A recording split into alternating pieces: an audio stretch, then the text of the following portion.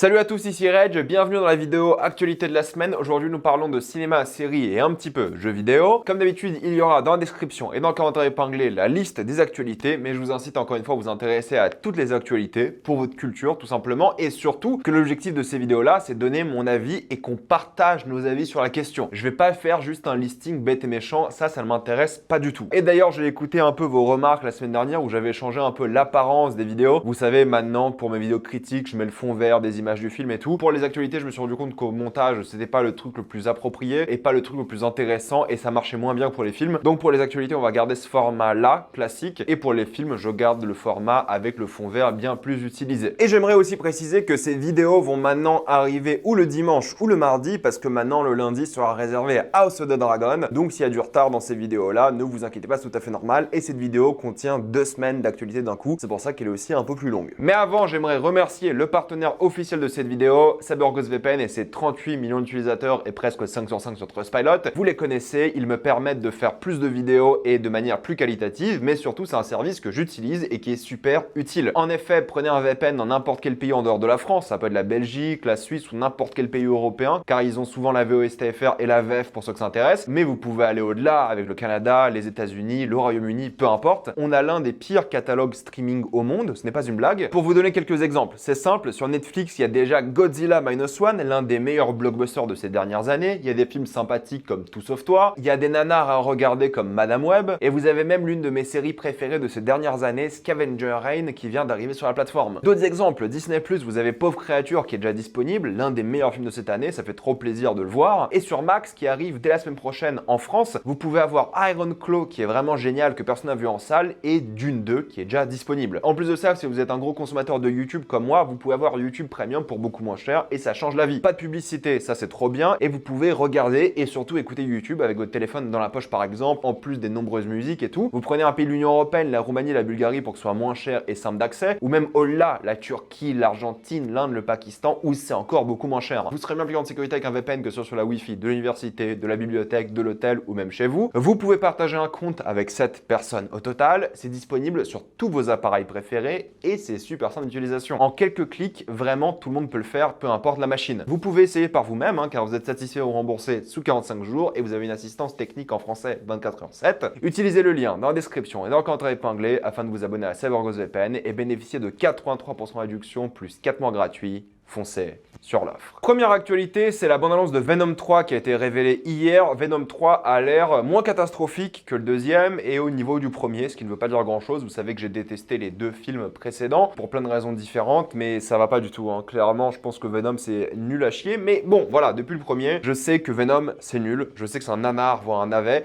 et que je vais y aller en rigolant. Je vais me taper des barres, et puis bah ça sera la fin du débat. Je vais rigoler devant, je sais que ce sera pas un bon film, même si là, j'avoue que les effets spéciaux sont pas mal. Oui, la photo est nulle et rien d'intéressant visuellement et la mise en scène va être catastrophique, sûrement faite par des équipes d'effets spéciaux qu'un réalisateur. Mais c'est pas le sujet, parce qu'on sait maintenant que c'est un produit nul avec des blagues nulles, celle qu'il fait au début sur We Are Venom est catastrophique et gênante, mais on sait que c'est ça. Maintenant c'est accepté. Maintenant on sait qu'il y aura un cheval Venom et qu'il y aura sûrement plein de surprises, plein de caméos comme le mec qui joue le lézard qui est présent dans le film. C'est assez rigolo, mais bref, on sait que ce sera nul. On le sait, peu importe, on va assumer. Est-ce qu'ils sont en train de changer la scène post-générique de No Way Home mais en gardant aucune cohérence? Oui. Est-ce qu'ils font n'importe quoi avec? Oui. Est-ce que voir Venom danser c'est ridicule? Oui. Est-ce que Venom qui perd toute crédibilité et il joue la case anti-héros à donf, c'est ok? Je ne sais pas, à ce stade, je m'en fiche. Je m'en fiche parce que je sais ce que c'est, un pur produit volontairement nul et je vais aller le voir comme ça. Je vais aller le voir avec l'idée que je vais marrer devant le film et j'espère qu'il sera au moins nanardesque. Comme le précédent, j'espère vraiment qu'il y aura ce truc où je pourrais me taper des barres tellement c'est mauvais. J'ai pas envie de voir un truc qui est passable. Parce que passable, c'est pas bien. Vu la saga, c'est pas bien. Donc non, j'ai pas hâte de le voir. Est-ce que je dirais oui? Parce que je pense que je vais bien me marrer devant. Mais si j'avais pas l'abonnement cinéma, j'aurais pas payé pour, croyez-moi. Et si c'était pas mon travail aussi d'ailleurs. C'est quand même rigolo qu'il y ait eu 3 films Venom, mais que 2 films avec Andrew Garfield dans Spider-Man. Pensez-y à ça. Si on parle de Spider-Man, il y a John Watts qui a montré la bande-annonce de son prochain film qui s'appelle Wolves, et non pas Wolves, avec George Clooney, Brad Pitt. C'est un film avec une sorte de vibe un peu de braquage, slash thriller, un peu d'espionnage, un petit peu bref, un peu dans tous les sens. Je sais pas trop dans quelle direction ça va aller, c'est un peu le truc de la bande-annonce. On dirait une comédie, un peu dramatique, d'action, et oui, John Watts, c'est pas un bon réalisateur vu les films qu'il a fait. Là, ça pas l'air horrible. Ça a l'air ok, il y a déjà plus d'idées que les précédents films qu'il a fait. Je pense que ça sera ok. J'espère vraiment être surpris, j'espère qu'on va s'en prendre plein la gueule, mais ça a l'air sympathique. Je suis pas hypé par le film, mais je pense que ça ira honnêtement et que ça va le faire. Carla Sofia Gascon, qui a gagné récemment avec son équipe d'actrices le prix d'interprétation à Cannes, interprétation féminine, a décidé de porter plainte contre Marion Maréchal Le Pen car elle a dit n'importe quoi. Et oui, Marion Maréchal Le Pen a tenu des propos transphobes envers cette femme et c'est un délit, c'est illégal d'être transphobe alors qu'elle a été régulièrement sur plein de plateaux. Maintenant qu'elle a rejoint Reconquête, elle est en mode full racisme, full transphobie, homophobie, full anti-LGBT. Donc on a décidé de porter plainte contre elle et tant mieux. Et j'espère que ça va aller loin, j'espère qu'elle va prendre une grosse amende, peut-être même de la prison avec sursis, parce que c'est pas normal les propos qu'elle a tenus à la radio nationale. Pourquoi on donne de la radio nationale à ces gens-là, quoi? Je ne comprends pas. À une époque, l'extrême droite ne faisait pas 40% en sondage et personne ne les écoutait à juste titre. Et maintenant tout a changé, mais j'espère au moins que ça ira au tribunal et que ça va calmer les gens qui sont homophobes, transphobes et des choses comme ça. Sans parler du racisme qui est de plus en plus dissimulé dans la société, mais ça on n'en parlera pas sur la chaîne parce que c'est pas l'endroit pour. Déjà que vous vous énervez quand je donne un peu trop mon avis, vous savez ce que j'en pense, je vais pas me répéter. Quelques tristes nouvelles avec l'intelligence artificielle qui est en train de tuer le cinéma. Je vous prépare si vous voulez, vous me dites dans les commentaires une vidéo dessus parce que ça fait des mois que je récolte plein d'informations et que j'étudie un peu l'intelligence artificielle dans le cinéma et comment ça impacte le monde du cinéma. Donc si une vidéo vous intéresse, je vous en fais une dans les semaines qui viennent parce que j'ai pas mal de contenu. En gros, pour faire simple, il y a pas mal de séries et de publicités. On va commencer avec les publicités de Trivago qui a un doubleur IA. Au lieu d'embaucher un comédien, ils ont pris une IA. Et vous allez me dire, oui, mais c'est le progrès de la technologie et tout. Le souci avec ça, c'est que les IA, oui, c'est le progrès technologique et moi, j'ai aucun problème à les avoir en tant qu'outil pour aider les artistes. Mais là, ça remplace une des artistes, comme tout progrès technologique, vous allez me dire. Sauf que les IA volent les autres artistes. C'est comme ça que l'IA générative fonctionne, c'est qu'elle prend ce que les autres ont fait avant. Et vous allez me dire, oui, mais Reg, les artistes aussi s'inspirent. C'est pas pareil. Là, littéralement, c'est du vol de plein d'œuvres pour créer des images et des choses comme ça. Ils prennent ce que les autres ont créé avec leur âme,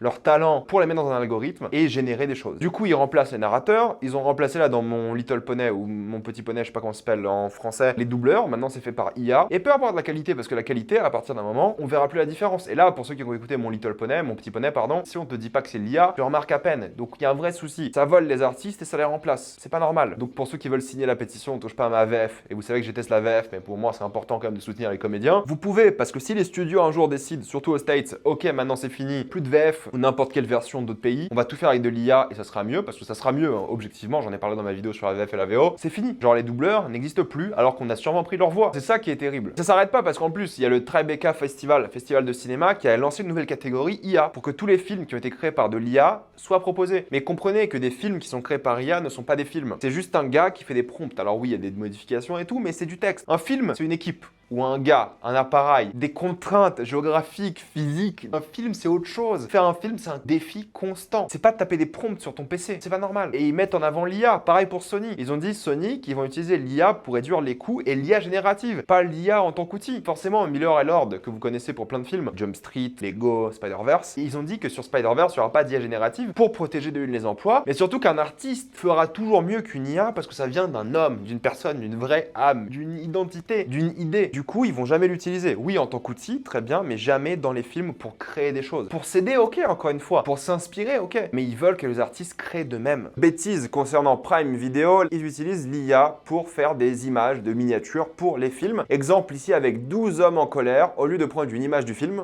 ils ont fait une image par IA. Est-ce que vous vous rendez compte de ça? À quel point c'est stupide? Est-ce que c'est compréhensible? Ça n'a aucun sens alors que le film a déjà 1000 images, quoi. C'est juste pas possible. C'est n'importe quoi de faire ça. On en parlera en détail, vous verrez. Et si on parle de ces deux-là, ils ont donc la réalisation d'un prochain film qui s'appelle Project Hail Mary, qui est adapté d'un livre, avec Ryan Gosling, avec Sandra Hüller, qui a rejoint le casting récemment. C'est l'histoire d'un astronaute amnésique qui est 12 ans dans l'espace, en année-lumière, qui a été envoyé pour sauver la Terre, sauf qu'il est amnésique et se rappelle plus de ce qui s'est passé. Sorti pour 2026, tournage qui commence. Et en plus, en tant que chef op, c'est Greg Fraser. Il était chef op de vos films préférés récents, comme Dune 2 par exemple. On peut citer aussi de Batman pour ses plus connus, mais bref, c'est l'un des plus grands chef op qui bosse aujourd'hui. Donc, on sait déjà que la photo du film sera incroyable. J'ai vu un message sur les réseaux sociaux d'Aboubacar Salim, qui est un acteur qui a joué par exemple dans Raised by Wolves, qui là développe avec une équipe un jeu vidéo, Tales of Kenzera, mais le sujet c'est pas le jeu vidéo, peu importe. Ce qui était intéressant, c'est qu'il a dit un truc que je dis souvent. Il a dit que vu qu'il est noir, lorsqu'il y a une annonce qui est faite par rapport à lui, il y a plein de gens qui disent c'est un quota, c'est le wokisme, des choses comme ça. Et oui, on pense souvent aux trucs un peu macro. On se dit ok, c'est une entité qui décide de ça pour des quotas imaginaires qui n'existent pas d'ailleurs. Vous pouvez me sortir n'importe quel fichier de Disney qui n'ont pas été prouvés ou rien, qui ont été partagé par des anti-woke, on s'en fout. Peut-être il y a une volonté marketing de mettre plus de minorités et tout dans les films, peu importe. Quand vous faites ce genre de commentaires-là, rendez-vous compte que lorsque l'acteur qui est choisi, s'il est noir, parce que c'est que les noirs, les noirs ou les femmes, s'il est noir, la discussion autour de lui, ça sera que c'est pour le wokisme, que c'est pour mettre des minorités, etc., etc. Et du coup, nous, on voit un peu cette échelle macro, mais on oublie souvent que derrière, il y a cet homme-là qui a été choisi pour un rôle. Ça fait sûrement des années, voire des décennies qu'il travaille dans le milieu, et tout le monde dit que c'est le wokisme. Et forcément, en tant que confiance en toi, en tant que personne, tu dois le vivre super mal. Tu dois souffrir, tu dis, ok,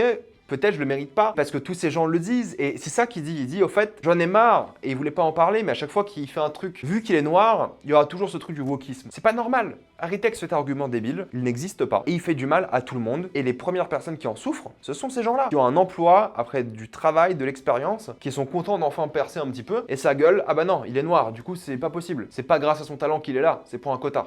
Non, arrêtez. Beaucoup de personnes en ont un peu marre lorsque je parle du box-office, mais il faut comprendre que des œuvres comme Donjons et Dragons avaient une série qui était prévue. Mais vu le flop du film, la série a été annulée. Il n'y a toujours pas de suite qui a été annoncée parce que le film a été un flop. C'est pour ça que je parlerai toujours du box-office, c'est que ça donne une tendance. Les succès des films prédisent un peu le futur de l'industrie, ou les échecs des films d'ailleurs. Et là, c'est un exemple. Une série était prévue avant l'annonce du film, le film est sorti, ça a floppé, la série a été annulée. Flop pas mérité, le film était trop bien. Et il va devenir, je pense, au fur et à mesure des années, un petit peu culte. Et les gens vont s'en rappeler. Mais du coup, il y aura probablement, on verra pour l'instant, peut-être, jamais de suite. Un film Just Cause adapté du jeu vidéo évidemment est prévu. Angel Manuel Soto, qui a été donc le réalisateur de Blue Beetle, film sur lequel il a fait un travail correct, sera le réalisateur et je trouve que c'est pas plus mal. Je pense que ça lui colle plutôt bien et que ça peut être fun. Pour avoir passé beaucoup de temps sur le deuxième, je pense que ça peut être rigolo. Faut le faire en mode caricatural, satirique et tout, mais ça peut être sympa. Mike Flanagan va réaliser la suite de l'univers L'Exorciste. Alors j'ai pas vu le dernier, L'Exorciste et Dévotion, ça m'intéressait pas, peu importe, c'est fini. Ça ils ont dit ok poubelle, on oublie, alors qu'apparemment à la fin il y avait un cliffhanger ou je sais pas quoi. Ça, on oublie. Mike Flanagan, il reprend l'Exorciste et il fait une nouvelle version qui sera pas une suite et qui va relancer peut-être une trilogie. Alors que déjà à la base, le précédent c'était un début de trilogie, mais bref, c'est pas un film qui était très apprécié, disons. Et ça sera une approche radicale et nouvelle. J'aime beaucoup Mike Flanagan, j'aime beaucoup toutes les séries surtout, mais aussi les films qu'il a fait. Pas tous les films, mais j'aime bien ce qu'il fait. Donc là, ouais. Carrément, j'y crois et je pense qu'il va faire un très bon travail et je pense que c'est de ça qu'a besoin un peu la franchise. Si on parle de ces séries, par exemple, l'une de mes séries préférées de tous les temps, Haunting of Hill House, il s'est battu avec Netflix pour avoir des versions physiques. Il voulait vraiment des Blu-ray 4K ou Blu-ray normaux de ces films, mais pas possible. Pas possible, Netflix a dit non. Et ils ont été assez stricts, ils ont dit jamais. Ce qui est ironique parce que Netflix a commencé avec le support physique, c'était leur business model à l'époque, avant le streaming. Mais non. Et bah voilà, il y aura sûrement jamais de Blu-ray et tout Netflix. Et vous me dites non mais Reg, j'ai vu des Blu-ray de Narcos ou Mercredi. Oui, parce qu'en fait, c'est des collaborations avec Netflix et je sais pas, je crois que Narcos c'est Gaumont et Mercredi c'est Warner. Et vu que c'est pas que Netflix qui est derrière, bah ils peuvent sortir des versions physiques. C'est pas Netflix qui décide. Mais pour d'autres œuvres, malheureusement, il y en aura jamais, sauf si Netflix change d'avis. Ce qui est triste parce que Disney a changé d'avis et Disney commence à sortir leurs œuvres en Blu-ray 4K. Pourquoi pas Netflix? Je ne comprends pas. Enfin si, je comprends, c'est pour que les gens restent sur la plateforme, mais c'est quand même dégueulasse. L'actrice Sarah Snook, que moi j'aime beaucoup, aura un rôle principal dans une série sur Peacock. On n'a pas beaucoup d'informations sur la série pour l'instant. C'est une plateforme qui commence à percer aux États-Unis, mais je suis content pour elle parce que clairement elle le mérite. Maya Hawke a dit récemment que ça la dérange pas d'être une nepo baby, donc une enfant du népotisme. Elle est tout à fait ok avec le fait de tout simplement pas le mériter et le faire quand même. Et ça, en vrai, je respecte. Les discussions continuent pour une catégorie meilleure cascade aux Oscars. Est-ce que ça va se faire? On le sait pas, car chaque année ils proposent cette catégorie, mais l'Académie refuse. Et si vous voulez, je peux vous faire une vidéo un peu plus longue à ce sujet-là, car il y a pas mal de choses à expliquer. Pas mal de nouvelles concernant Hunger Games, un nouveau film a été annoncé. Ils avaient dit qu'ils n'allaient pas faire de film sans avoir un livre adapté, mais un nouveau livre sort en mars 2025 et le film est prévu pour l'automne 2026. Il va raconter l'histoire d'Haymitch et de ses Hunger Games. Et honnêtement, vu l'acteur, il faut prendre Louis Hoffman pour l'interpréter. Donnez-lui un rôle dans un gros film, ce gars mérite de percer. En plus, il se ressemble carrément, prenez-le s'il vous plaît. Et si on parle d'Hunger Games, l'acteur Tom Blythe qui a joué dans le précédent film Hunger Games va jouer dans le prochain film Watch Dogs, un film qui arrive 10 ans trop tard, mais voilà, ça va se faire, le film va bientôt commencer son tournage. Le film Michael Jackson a terminé son tournage, il doit sortir normalement l'année prochaine, en début d'année, et Lionsgate, la société de production, s'attend à sortir son plus gros film. Ils veulent dépasser le record qui est Hunger Games 2 à 840 millions et ils veulent dépasser le milliard. Film à gros budget, moi je n'y crois pas une seule seconde pour le coup. coup, je pense que ça va être un biopic horrible, comme beaucoup des biopics musicaux, d'ailleurs, sauf quelques exceptions près. Est-ce que ça sera un succès? Sûrement, parce que Michael Jackson est trop une légende pour ça, et j'y crois à fond en termes de box-office, mais en termes de qualité, je suis très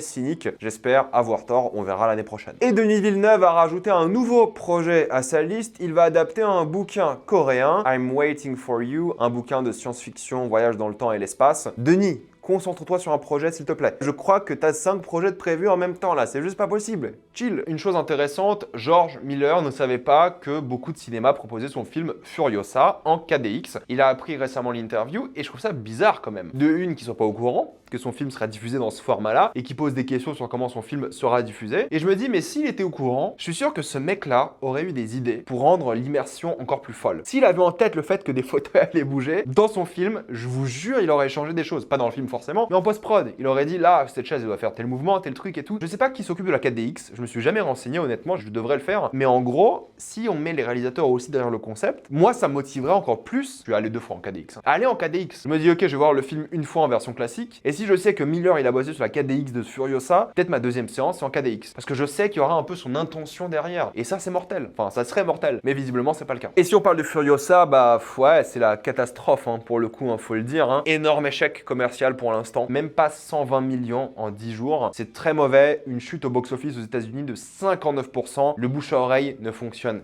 pas du tout. En général, pour que le bouche à oreille fonctionne, il faut une chute de 50%. En dessous de 50%, c'est un bouche à oreille formidable. Si tu te rapproches des 40 ou 30, alors là, c'est hors du commun comme bouche à oreille. Mais là, 59% de baisse, c'est digne de Marvel. Et en général, Marvel, ils ont des grosses chutes. Hein. C'est vraiment pas bien pour le coup, pour le film. Et c'est triste parce que du coup, le prochain projet de Wasteland qu'il voulait faire, peut-être il a annulé. Mais encore une fois, c'est le souci d'Hollywood. Maintenant, ce qui compte, c'est le premier week-end. Un film qui rapporte 120 millions en 10 jours avec un budget de 160 millions, alors qu'il devrait en rapporter au moins 400 millions, disons, tu peux pas le juger un seul week-end. Il faut laisser le temps pour les films de se construire et de bien marcher. Il y a plein de contre-exemples à ça, de Greatest Showman, premier week-end, moins de 10 millions. Catastrophique. Il a fini sa carrière à plus de 400, parce que le bouche à oreille était formidable. Pareil pour Élémentaire, catastrophique lancement, le pire de l'histoire de Pixar, il a fait presque 500 millions, ce qui n'était pas énorme vu le budget, mais quand même. Là, exemple de Fall Guy, oui, c'est un flop aussi, mais il se maintient. Fall Guy, il a fait que 30% de baisse, alors que le film est disponible en piratage en VOD aux States. Pourtant, il continue de bien marcher au cinéma. Enfin, bien, ça est relatif, mais en tant que pourcentage, ça se passe bien. Peut-être Furiosa va stabiliser au fur et à mesure des semaines, vu qu'il n'y a pas de grands blockbusters qui arrivent avant cet été. Mais il faut qu'Hollywood arrête de juger les films lors d'un premier week-end, il faut qu'ils arrêtent de sortir les films en VOD aussi vite, et il faut qu'ils changent la mentalité. Il faut que les films deviennent exclusifs. Ils ont trop habitué les gens à sortir le film 2-3 mois plus tard, ou même 2 semaines plus tard, à la maison. C'est pas normal. Donc Hollywood, stop les conneries, s'il vous plaît. Quelques news Amazon avec The Boys, qui aura probablement plus de 5 saisons. Vous le savez, une 5e saison a été officialisée, mais le plan initial de The Boys, c'était 5 saisons. Mais là, ils vont sûrement continuer, c'est ce que Eric Kripke a dit, le showrunner de la série, et moi, ça m'énerve. Pourquoi? Parce que j'adore The Boys, mais il faut être honnête. Narrativement, même si toutes les saisons ont été bien, et je trouve qu'ils s'améliorent quasiment de saison en saison, narrativement, The Boys, ça tourne en rond, quoi. Sur l'échelle un peu macro de la série, c'est les boys qui vont chercher Homelander. Et c'est que ça. Tu peux pas faire ça pendant 7 saisons. C'est pas possible. Les gens vont décrocher. Déjà la 4e, pour moi, elle sera décisive dans ce débat-là. Si Homelander n'y passe pas dans la 4e ou la 5e, je pense que ça va saouler les gens. Même si la qualité est au rendez-vous, les gens vont se dire, non mais c'est bon, quoi. 5 saisons à aller tuer Homelander, c'est pas possible. S'ils arrivent à se détacher d'Homelander, à changer un peu la dynamique de la série, pourquoi pas? Aucun problème avec les 5, 6, 7, 8 saisons. Même si c'est ironique par rapport à la série, son message avec les spin-offs, le consumérisme et tout, bref. Mais là, si on continue comme ça, c'est pas possible. Je pense que les gens vont être saoulés, même si la qualité est au rendez-vous. Parce que les gens vont se dire, non mais c'est bon, ça fait 7 saisons qu'on veut buter ce gars-là, quoi. Et c'est compréhensible d'être un peu énervé. Donc si elle arrive à se renouveler, ok. Parce que faire toujours le marketing sur le choc, sur la violence et tout, il y a un moment, on a compris. Genre, c'est bon, on a capté. Et je suis sûr que la 4e saison sera excellente, j'y crois. Mais quand même, il faut se renouveler, il faut changer un peu les choses. Si on parle de choses qui sont nouvelles, c'est Tom Bombadil, donc le fameux personnage du Seigneur des Anneaux, qui n'a jamais été montré en live action, qui sera présent dans Les Anneaux de Pouvoir. Ouais, logique, tant mieux, je suis content, ils ont trouvé un acteur pour. Je suis assez curieux de voir ce qu'ils vont faire avec. Pour ceux qui veulent un 3e film Sherlock Holmes, il faut savoir que c'est en préparation. Ou en tout cas, ça avance. Pas de pré-prod, de tournage, pas de scénario, mais ça se fait encore. C'est encore un film qui est vivant. Mais pour ceux qui veulent un peu de Sherlock Holmes dans cet univers-là, une version jeune de Sherlock Holmes est prévue. Hero Finds Three Fins sera donc une nouvelle version de Sherlock Holmes, mais jeune, à 19-20 ans. Et ça sera Guy Ritchie qui va réaliser les premiers épisodes. Mais c'est quand même fou que le mec galère à lancer son film et il fasse comme une série dans l'univers de son film. Ça me fait un petit peu rigoler quand même. Mais du coup, Sherlock Holmes sera de retour et en série et peut-être un jour jouer en film. Et le Twitter officiel de Prime Video France a dit qu'House of Dragon sera disponible sur la plateforme. Alors oui, en théorie, mais il faudra donc un abonnement Prime Video, il faudra un abonnement sans les pubs si vous voulez profiter de House of Dragon sans des publicités insupportables. Et il faudra payer l'abonnement Max pour la chaîne Prime Video Max de 10 € par mois supplémentaire qui sera disponible dès mardi. Donc oui, ça sera sur Prime en théorie, mais pas gratuitement. Il faudra payer un sacré supplément, mais on parlera de Max très bientôt. Côté Disney, il y a la bande-annonce de The Bear saison 3 qui est sortie. Je me suis dit, ok, maintenant ils ont un restaurant de luxe, ça sera moins anxieux, moins stressant. J'ai vu la bande-annonce, ça m'a stressé, ça m'a créé l'anxiété de fou. La bande-annonce est déjà hyper stressante. Et il faut savoir un truc, c'est que ça va être masterclass, mais surtout que The Bear saison 3 sortira le 27 juin, si je dis pas de bêtises, aux States, mais le 17 juillet en France. Pourquoi ? Je ne sais pas. Je sais pas quand est-ce que je vais sortir ma critique. Moi, je pense que le 27, je serai devant la série, sans hésiter. Et j'en ferai peut-être ma critique ou le lendemain, ou je vais la programmer pour genre le 17. Mais c'est pas possible. C'est trop nul. Pourquoi 3 semaines de décalage? Je ne comprends pas. Deadpool et Wolverine ont fait pas mal de marketing par rapport à leur popcorn. Et vous allez encore dire, mais Reg, t'es un rageux et tout.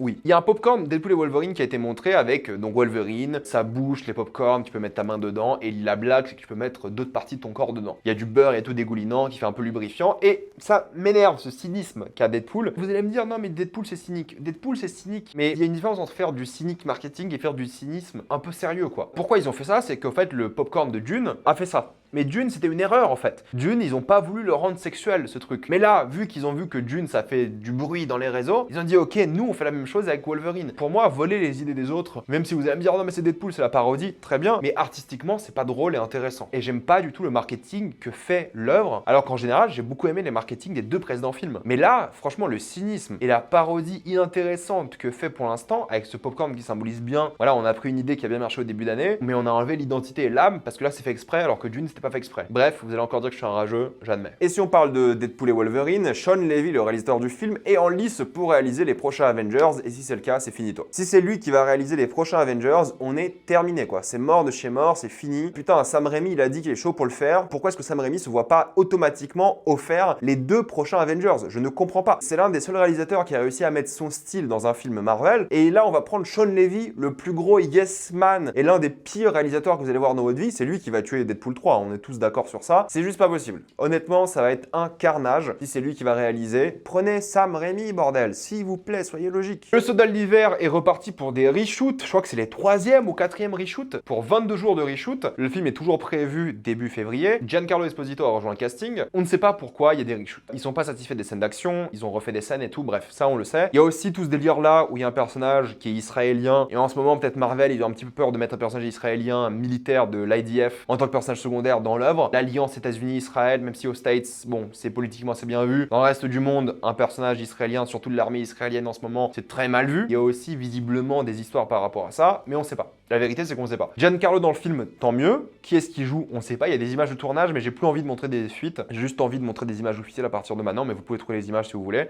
On sait pas qui il joue, mais il joue un méchant. Et j'espère que ce sera un méchant avec un peu d'identité. Parce que Giancarlo, je l'aime, mais il joue toujours le même rôle. Vaiana 2 a montré sa bande-annonce. Bah oui, ça a l'air sympa, mignon, qu'est-ce que je voulais que je vous dise, ça a l'air cool. Ça a été la bande-annonce la plus vue pour un film d'animation Disney. Et ça m'énerve parce que c'est toujours des chiffres en mode ouais, c'est la bande-annonce la plus vue de l'histoire de Disney pour un film d'animation, trop bien. Mais maintenant, il y a tellement de canaux différents parce que oui, c'est l'agrégat de tous les canaux. YouTube, Facebook, Snapchat, Instagram et surtout TikTok. Twitter aussi d'ailleurs. Hein. Mais TikTok, c'est tellement facile de swiper sur une vidéo et de à peine le regarder que ça compte comme des millions de vues. Surtout avec TikTok qui enfle énormément les chiffres. Que je vois aussi un peu de cynisme dans ce genre de chiffres, je vais être honnête avec vous. Disney est aussi en train de tuer Pixar, hein, comme d'habitude. Il y a quelques nouvelles, il y a quelques mois par rapport à Disney où ils disaient que voilà, on va faire beaucoup de suites et de temps en temps un projet original. Pixar, ils sont en train de couler de une. Je vous ai dit la semaine dernière, ils ont viré 14% de leur effectif. Plus grosse restructuration de l'histoire, mais alors là, c'est pire. Ils ont dit qu'il y a plein de films qui sont sortis qui étaient trop autobiographiques, qui étaient donc Soul, Élémentaire, Luca et Alerte Rouge, étaient apparemment trop personnels pour Pixar. Alors que depuis le début, les réalisateurs de Pixar ont mis beaucoup de choses personnelles dans leurs œuvres parce que c'est ce que font des réalisateurs. Mais apparemment, Alerte Rouge qui parle des règles, c'est trop personnel parce que oui, pas la moitié de la population a des règles, trop intime. Luca, c'était la jeunesse d'un homme à l'étranger, mais surtout la jeunesse, en fait, et l'amitié qui est créée parce que personne n'a des amis lorsqu'on est petit, peu importe si c'est en Italie ou un autre pays. Soul, la recherche existentielle d'un homme, c'est trop personnel. Personne se demande ce qu'il veut faire dans la vie et qui il est réellement. Mais vu que c'était en mode un peu jazz et noir américain, ils ont pété un câble. Élémentaire, l'immigration, venant du plus grand pays d'immigration du monde. Et ils ont dit non mais ces films-là, vu que c'est des flops, on veut plus en faire.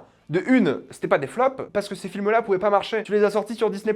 Comment tu peux juger la qualité du film et le fait qu'il ait marché ou pas? Moi, j'ai pas aimé tous ces films, vous le savez. Mais il y a un moment donné, comment tu juges le flop au box-office d'un film comme Soul, que t'as sorti uniquement sur Disney+, pendant le Covid, et Buzz l'éclair, que t'as sorti en salle, qui t'a fait perdre plus de 100 millions de dollars, qui était un énorme échec commercial, parce que c'est ce qu'ils ont dit. Ah bah les films autobiographiques, on arrête et on fait des suites ou des licences connues. Buzz l'éclair, énorme échec. Les autres films comme Élémentaire ont mieux marché. Et vu que ça cartonne pas ces trucs autobiographiques, genre de réalisateur, d'auteur, on va faire une série Vice Versa, on va retourner dans l'univers de Nemo, dans l'univers d'Indestructible. Oh, c'est bon quoi. Vice Versa 2 qui sort là dans quelques semaines, si c'est un flop, Pixar est finito. Hein. Si ça flop, le Pixar que vous connaissez sera enterré. Mais ça va bien marcher. Moi, j'y crois. Je pense que ça sera un énorme succès. Et ça sera peut-être le plus grand succès de l'année avec sûrement Moi, Moche et Méchant 4. Parce que Pixar, ils ont complètement déshabitué les gens à aller les voir en salle. Mais là, vu qu'ils sortent qu'en salle pendant des mois, c'est ce qu'ils ont dit, il n'y aura pas sur Disney Plus avant 3 mois. Je sais pas pourquoi ils ont dit ça. Fallait juste rien dire. C'est bien qu'il ait dit pour les gens qui allaient l'attendre. Ils ont un boulevard de 3-4 semaines avant Moi, Moche et Méchant. Ça serait un succès. Moi, j'y crois vraiment. Il va bien marcher sur le long terme. Si le film est bien, même s'il est pas bien. C'était tellement bien le premier qu'ils peuvent que réussir celui-ci. Et c'est ça qui est saoulant, c'est que Disney est en train de massacrer l'un des studios les plus innovants de l'histoire du cinéma en les obligeant à revenir sur des franchises dont tout le monde s'en fout. Nemo, ouais, Dory c'était bien, mais aucun souvenir et personne s'en rappelle. Indestructible 2, c'était bien, mais personne s'en rappelle non plus. C'est les originaux qui comptent dans le cœur des gens, parce qu'ils veulent de nouvelles choses, ils veulent vivre des émotions nouvelles. Et on l'a vu, lorsqu'il y a des nouvelles choses, les gens y vont. Parce que c'est pas la licence qui intéresse les gens, c'est la marque, c'est Pixar. Si tu mets le tampon de Pixar sur un film, ça vend plus que n'importe quelle licence de chez Pixar. C'est ça qu'ils n'ont pas compris parce qu'ils ont dévalué la marque Pixar avec les sorties à la maison et les suites obligées forcées.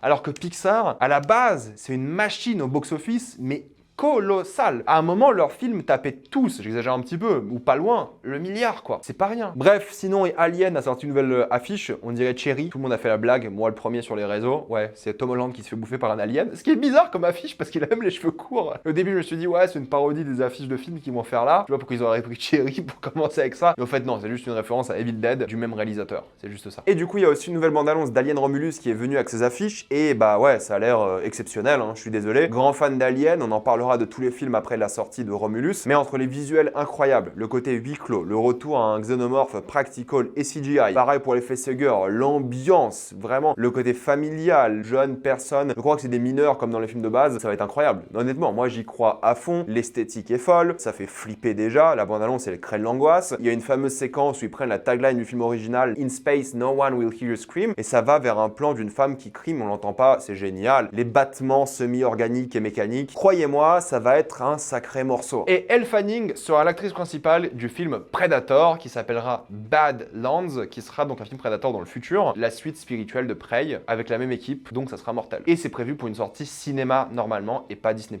Et ça c'est trop bien. Netflix a annoncé une série d'animation Minecraft, ça sortira j'imagine à peu près en même temps que le film pour avoir une sorte de synergie. Je regarderai sûrement pas, mais pourquoi pas pour les fans. Le casting de Wake Up Dead Man s'agrandit de jour en jour avec cette fois-ci évidemment le retour de Daniel Craig, mais aussi Glenn Close, Andrew Scott. J'espère qu'Andrew Scott va rejoindre un méchant. Ça fait longtemps qu'on l'a pas vu dans un rôle de méchant et il me manque dans ce genre de rôle. Même si techniquement Ripley il joue un méchant, mais peu importe, Ripley exceptionnel. Josh O'Connor, ça je vous l'ai dit la semaine dernière. Pareil pour Kelly Spacey, je vous l'ai dit, c'était déjà annoncé. Kerry Washington, trop bien. Jeremy Renner, ce qui est particulier parce que Jeremy Renner est présent dans le deuxième. Enfin, on parle de lui et t'as une sauce qui est montrée avec sa tête. Donc est-ce que peut-être dans la suite il sera tué et ce sera lui la victime? Ou est-ce qu'ils vont faire comme dans tous les films Knives Out pour l'instant et que le tueur soit une ancienne star du MCU? Je ne sais pas. Mais moi je vois bien le film être avec un vrai Jeremy Renner et qui se fasse vraiment tuer. Daryl McCormack qui a été annoncé aussi, qui tombe déjà dans la polémique parce qu'il avait liké plein de tweets et de posts de Andrew Tate. Et si tu likes des posts d'Andrew Tate, tu devrais automatiquement suivre une formation de comment ne pas détester les femmes. Mila Kunis aussi, qui a souffert énormément de ses propos ces dernières années. Je sais pas si j'ai envie d'entrer dans les détails, mais elle a soutenu beaucoup de choses qui sont problématiques, dont des amis qui ont agressé des gens, et ça a été prouvé, et ce qui se passe évidemment en ce moment en Palestine, et plein de trucs qui font qu'elle est assez détestable aujourd'hui. Et Josh Brolin s'est aussi ajouté au casting, donc je pense que ça sera un sacré bon film qui sortira malheureusement que sur Netflix. Sur Netflix US est arrivée la série Scavenger Reigns, qui était une série Max à la base, mais elle a été annulée chez Max. Par contre, Max a décidé de vendre la série chez Netflix, et Netflix, si la série cartonne, va sûrement la renouveler. C'est une série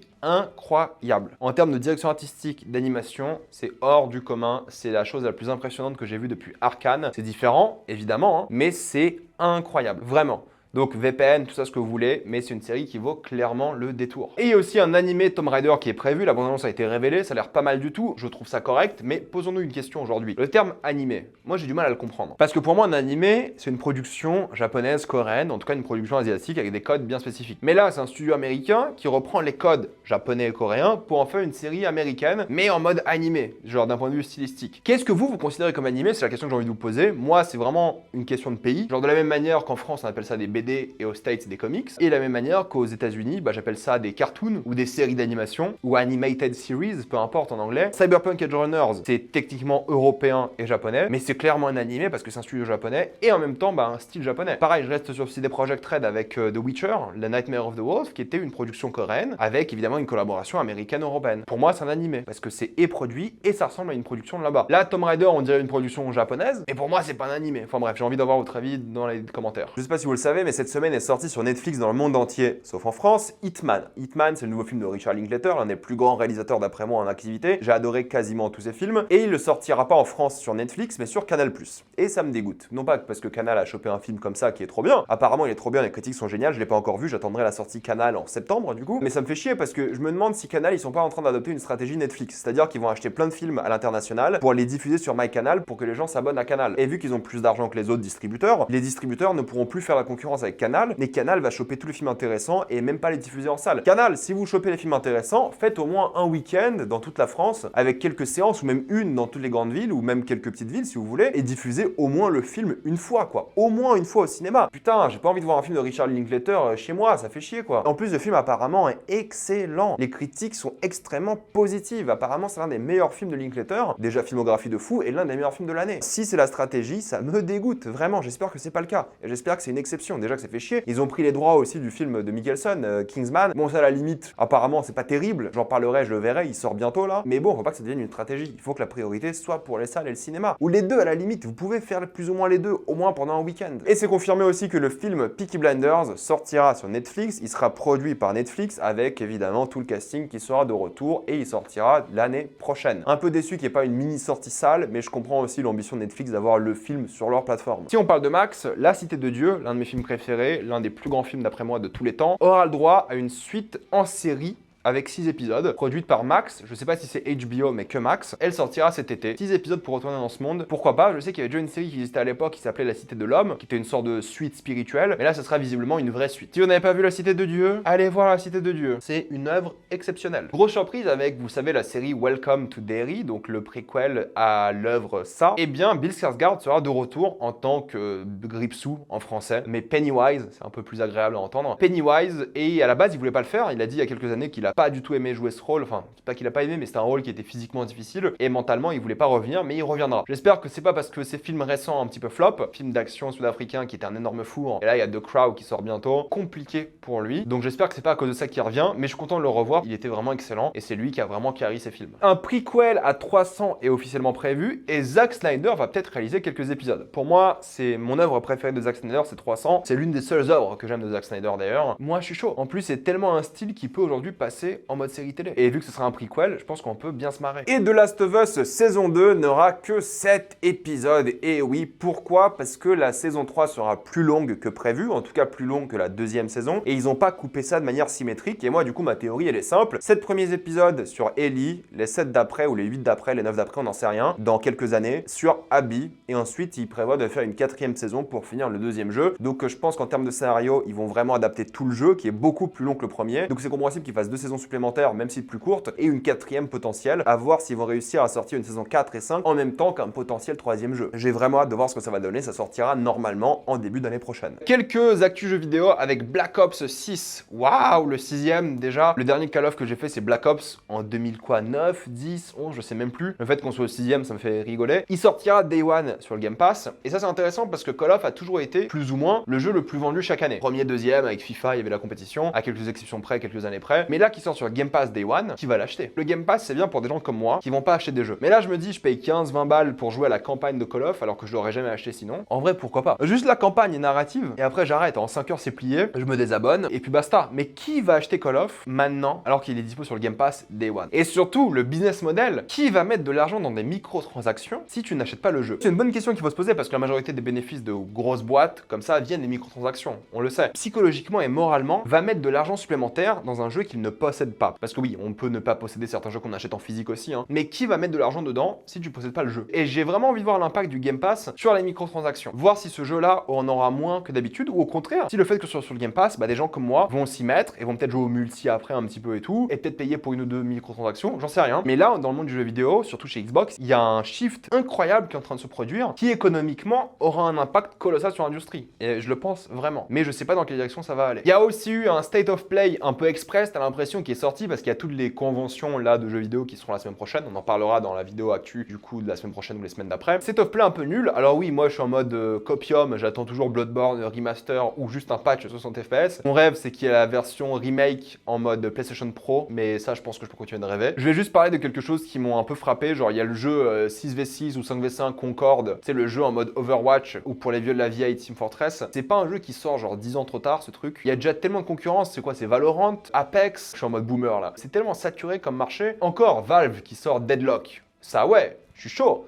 Parce que c'est Valve, et je pense qu'il y aura l'innovation, parce que Valve, ils sont au top du game. Mais là, Concorde, waouh, ça va flopper de ouf, hein, j'en suis quasiment sûr. Alien VR, ça c'est pour me chier dessus, parce que déjà, Isolation, je crois qu'il y avait un mode VR, j'avais essayé si je dis pas de bêtises, hein, c'était sur Alien Isolation. Mais déjà, sans VR, Alien Isolation, moi ça me terrifiait. C'est l'un des seuls jeux que j'ai posé, je me suis dit, ok, plus jamais. Mais en VR, hors de question. La VR, c'est terrifiant. Les films, les jeux d'horreur, en général, j'ai pas peur, à quelques exceptions près. Mais en VR, même un jeu pas d'horreur, je me chie dessus. L'immersion est tellement folle qu'un jeu basique peut me ruiner ma vie. Remastered d'Until Dawn, ça sera peut-être l'occasion pour moi de le faire parce qu'apparemment il est bien, surtout quand t'aimes les films d'horreur comme moi. J'ai toujours pas fait mais je le ferai, on me l'a beaucoup conseillé. J'attends du coup le remaster, PC, PS5, je verrai sur quelle plateforme je le prends. Et Astrobot, ouais, ça a l'air trop mignon. En vrai, comme jeu, un jeu de plateforme comme ça, une mascotte en mode Rayman, ça fait longtemps qu'il n'y en a pas eu côté Sony. Est-ce que j'aurais préféré plutôt un retour de Jack et Dexter? Ouais, mais why not? Astrobot c'est mignon, ça a l'air pas mal et on en reparlera je pense en fonction de mes dispos. Et pour la sortie de la semaine, Bad Boys 3, on en parlera en critique. Sous la scène, on en parlera demain en critique. Star Wars The Acolyte aussi cette semaine. Il y a aussi les Getters qui sort, qui ne méritent pas d'après moi une critique, du coup j'en parlerai dans ma vidéo bilan. Love Lies Bleeding, ça je pense que j'en ferai une critique, mais je suis pas sûr à 100%. Et évidemment le début de The Boys pour jeudi. Ça on en parlera semaine par semaine. Et j'essaierai d'aller voir aussi d'autres films. Je vais m'arrêter là, mettez-moi dans les commentaires ce que vous pensez de toutes ces actualités. Êtes-vous d'accord, pas d'accord, j'ai envie d'avoir votre avis. Mais avant de quitter cette vidéo, pensez à utiliser le lien dans la description et dans le commentaire épinglé afin de débloquer toutes les plateformes de streaming en toute accessibilité et sécurité. Tout ça pour 2,03€ par mois plus 4 mois gratuits. Foncez sur l'offre et pensez aussi à vous abonner à la chaîne pour voir les prochaines vidéos. Mettez un j'aime à cette vidéo, ça aide beaucoup la chaîne. Et suivez-moi sur tous mes réseaux pour plus de contenu exclusif. Moi je vous dis à la prochaine fois. Salut à tous.